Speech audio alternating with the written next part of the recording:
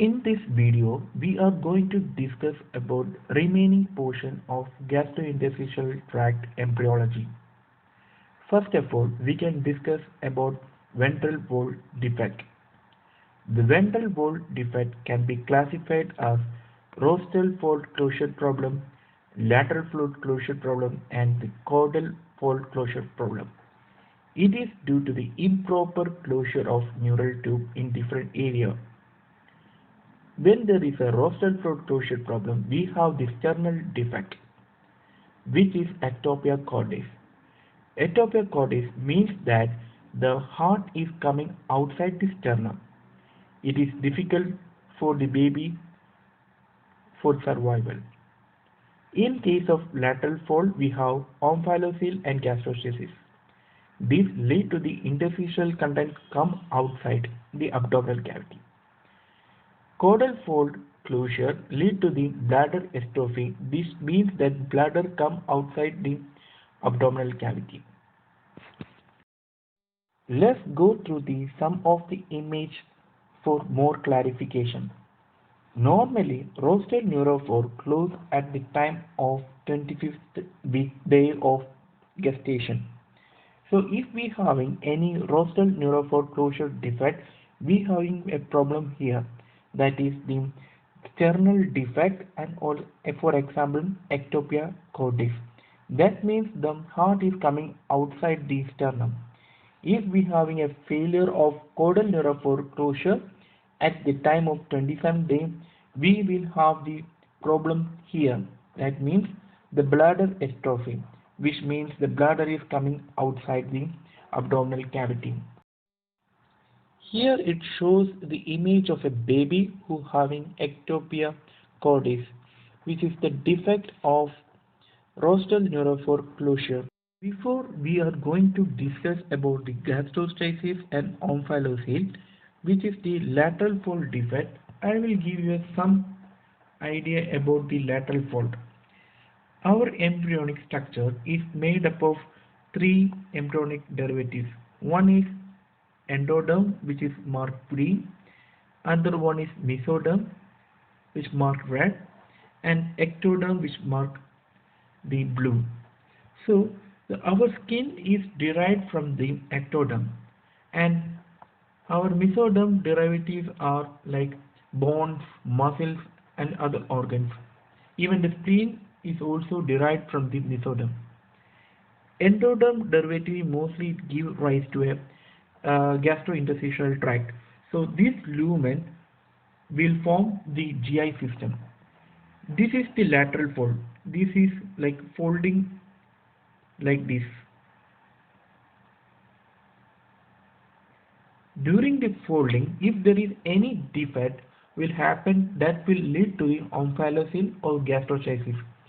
If we having, this is like when we looking on this image, we can see that there is no lateral folding, abnormality in lateral folding of muscles and skin here, and through the gap the GI system is coming outside the abdominal cavity. This is the omphalocele. It is due to the migration of lateral wall to the medial side.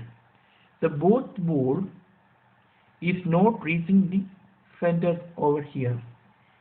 In case of the gastrochisis, we can see that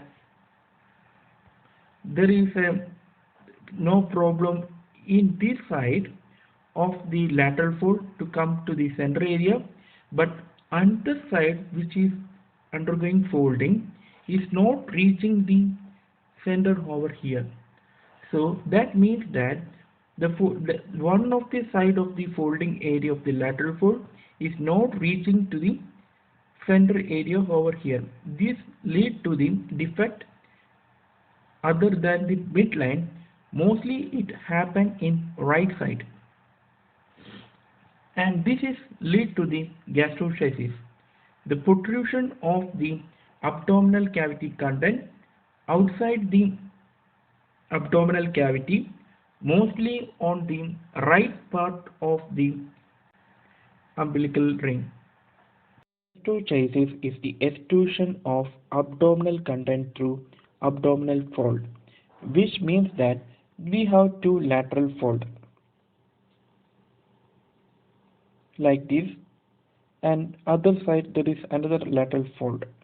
Normally it should be meet at the center, but in case of gastroschisis we will have the problem like this.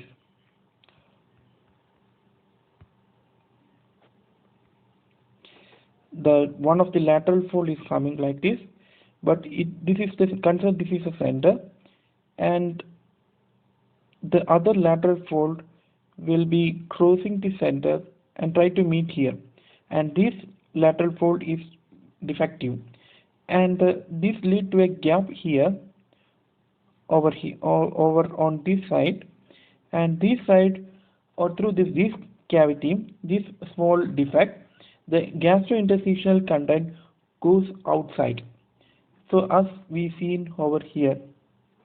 And in case of omphalocele, normally we having there will be a proper folding of lateral wall, but it is not coming the center. So center portion of this area is not covered by mesoderm, so the abdominal content will come outside. This is the case of omphalocele.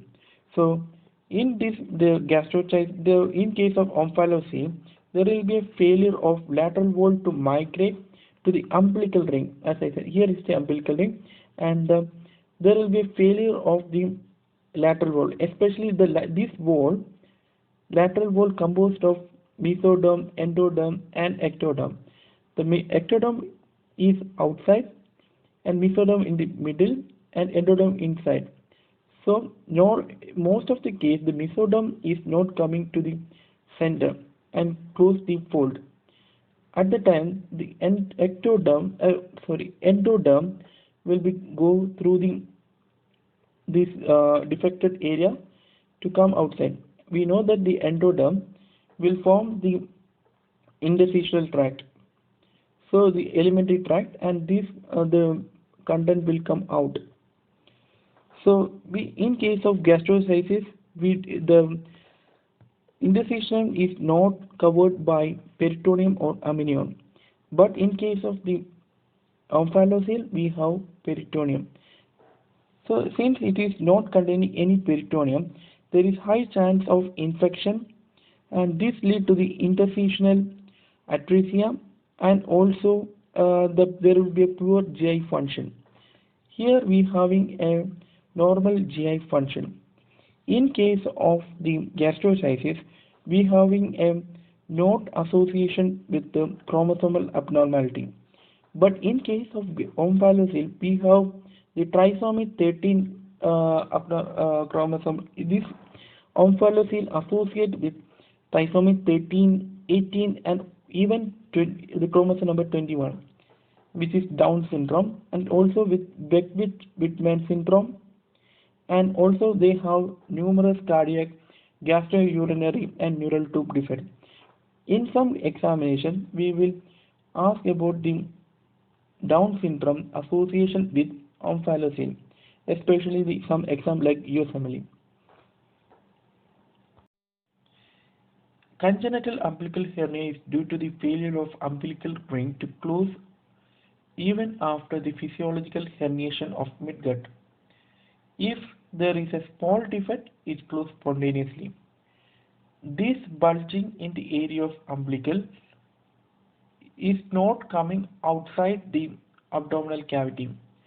This bulging is covered by the skin, and even when this bulging consists of the abdominal fat from greater omentum. Whenever we are coughing or pooping out, increase the abdominal cavity pressure, intra-abdominal pressure. This leads to the more bulging in the umbilical area. This is due to the congenital umbilical hernia.